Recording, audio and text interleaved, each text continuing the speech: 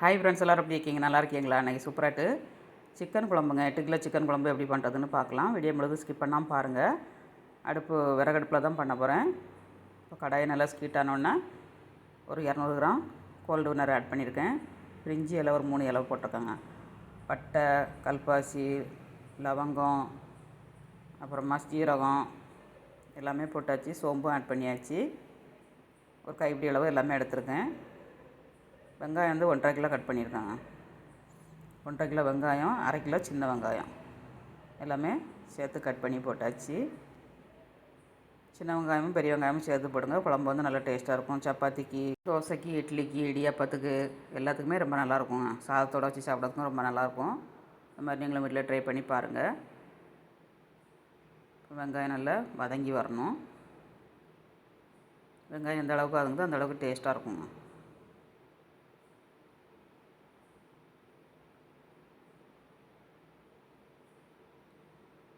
நல்லா கிண்டி கொடுத்தாச்சு. கொஞ்சம் நேரம் விட்டு நம்ம அடிக்கடி கிண்டி கொடுக்கணுங்க. அப்பப்போ கிண்டி கொடுங்க. மிளகாய் ஒரு 7-8 மிளகாய், பச்சை மிளகாய் போட்டிருக்கேன். காம்பு ஆஞ்சிட்டு லேசாக கட் பண்ணி போடுங்க.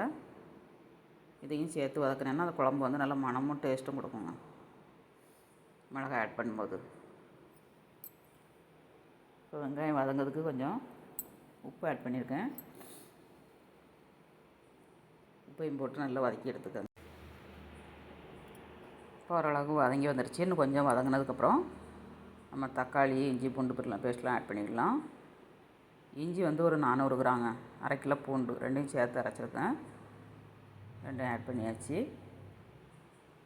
இப்போ 8 கிலோ சிக்கனுங்கும்போது அதுக்கு தகுந்தபடி நம்ம போட்டுக்கணும். இஞ்சியோட பூண்டு கொஞ்சம் அதிகமாக போடணும். இஞ்சி வந்து அதிகமாக இருக்கக்கூடாது. இதையும் போட்டு நல்லா ஃப்ரை பண்ணிக்கோங்க. வீட்டுக்கு யாரும் கெஸ்ட்டு வந்தாங்க, சின்ன ஃபங்க்ஷன் மாதிரி நம்ம வச்சோம், பர்த்டே, வெட்டிங் டே பண்ணோம்னா இந்த மாதிரி பண்ணுங்கள். வீட்டில் புரோட்டாக்கு, இடியாப்பத்துக்கு எல்லாத்துக்குமே ரொம்ப நல்லாயிருக்குங்க.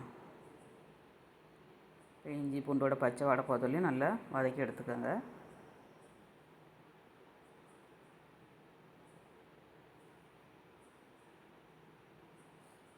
நல்லா வதங்கிருச்சு. தக்காளி ஆட் பண்ணிடலாம். தக்காளி வந்து 1 கிலோ தக்காளிங்க. 1 கிலோ தக்காளி போட்டிருக்கு. இந்த மாதிரி சின்னதாக கட் பண்ணி போட்டுக்கோங்க.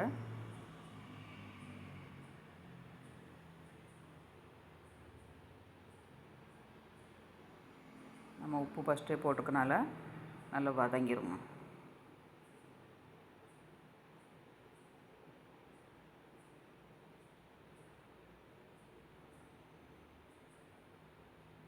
நல்லா வதங்கட்டும்.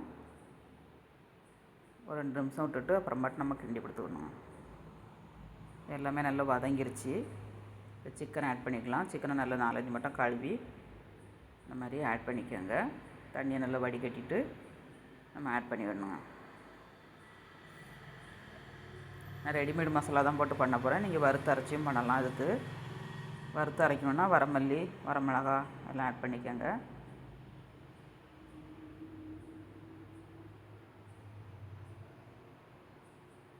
இது நல்ல மசாலாவோடு போட்டு நல்லா கிண்டி கொடுத்து விடணுங்க. இஞ்சி பூண்டு வெங்காயம் அப்புறமா வந்து இப்போ நம்ம மசாலா ஆட் பண்ண போகிறோம். எல்லாத்தையும் போட்டு நம்ம கிண்டி கொடுத்து ஒரு 1/2 மணி நேரம் நல்லா வேக விடணுங்க. மசாலாவோடு சேர்ந்து வேகும்போது இந்த குழம்பு வந்து நல்லா டேஸ்ட்டாக இருக்கும்.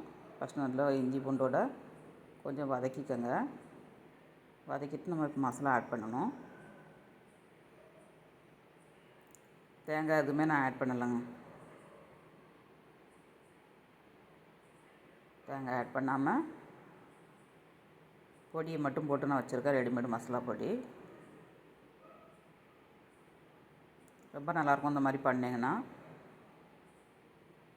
8 கிலோ சிக்கனுக்கு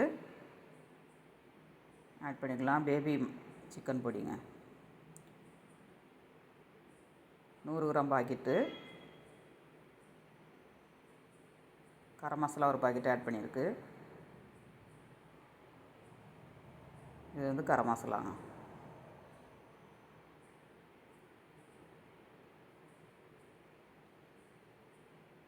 காரத்துக்கு தகுந்தபடி ஆட் பண்ணிக்கோங்க. இப்போ 4 பாக்கெட் சிக்கன் மசாலா, ஒரு பாக்கெட்டு கரம் மசாலாங்க. இதிலே பெரட்டி நம்ம ஒரு அரை மணி நேரம் வேக விட்டு நம்ம கிண்டி இறக்குனோம்னா குழம்பு ரெடி ஆயிருங்க. இதுலேயே தண்ணி விட்டு வரும் நல்லா. உங்களுக்கு நிறைய தண்ணி விடணுன்னா கூட கொஞ்சம் தண்ணி ஆட் பண்ணிக்கங்க. அந்த தண்ணியிலே வேக விட்டு எடுக்க போகிறேன். ஒரு அரை மணி நேரம் கழித்து நம்ம எடுத்துக்கணும். உப்பு ஆட் பண்ணியாச்சு. கிண்டி கொடுத்து மூடி வச்சு வேக வச்சு எடுத்தோன்னா சூப்பரான குழம்பு ரெடிங்க. எவ்வளோ எம்மியாக இருக்குது பாருங்கள். லாஸ்ட்டில் மல்லித்தழை தூவி அப்படியே நம்ம சேவ் பண்ணி சாதத்தோடு வச்சு சாப்பிட்டோம்னா அட்டகாசமாக இருக்கும். வீடியோ பிடிச்சிருந்தால் லைக் பண்ணுங்கள். மீண்டும் நெக்ஸ்ட் வீடியோவில் சந்திப்போம்.